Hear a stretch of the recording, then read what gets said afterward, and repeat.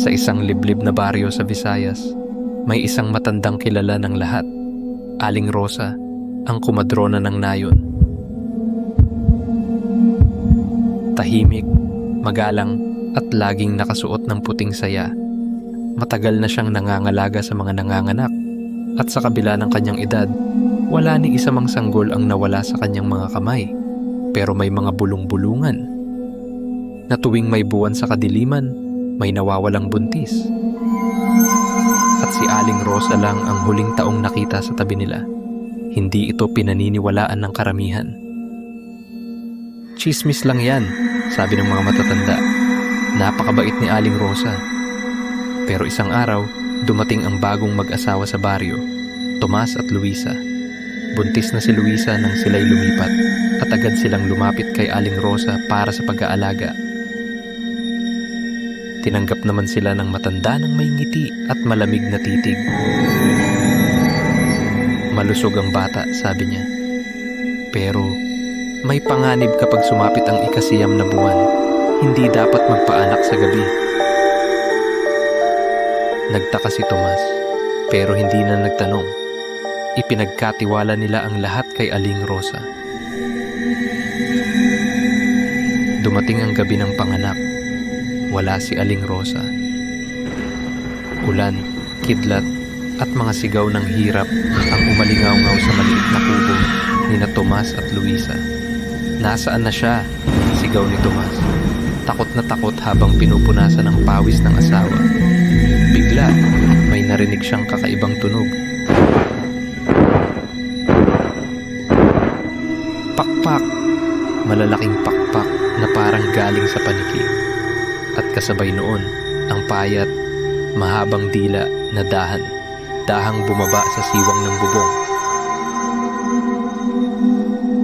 Ang bata, akin na! Napaatras si Tomas. Naghahanap siya ng kahit anong sandata nang maalala niya ang mga kwento sa kabataan niya. Aswang, manananggal. Ang sabi ng matatanda, kapag nakita mo ang kalahating katawan, lagyan mo ng asin o abo. Hindi na ito makakabalik. Mamamatay sa liwanag ng araw.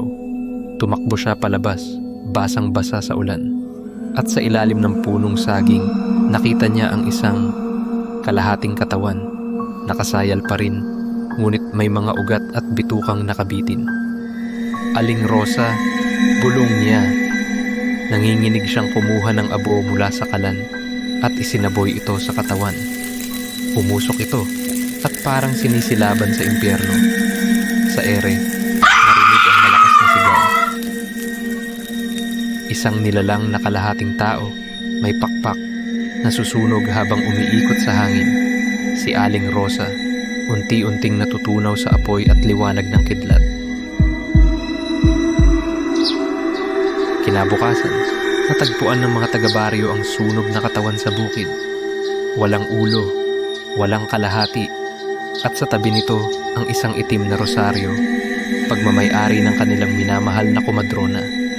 Walang nakaalam kung paano nangyari ang lahat, pero mula noon, lahat ng buntis sa baryo ay hindi na iniiwan sa gabi.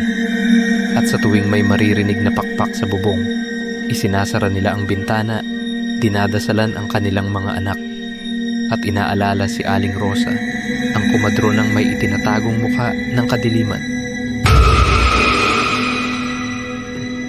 Kung ikaw ay may kwentong katulad nito, ipadala lang sa Ulap Noir.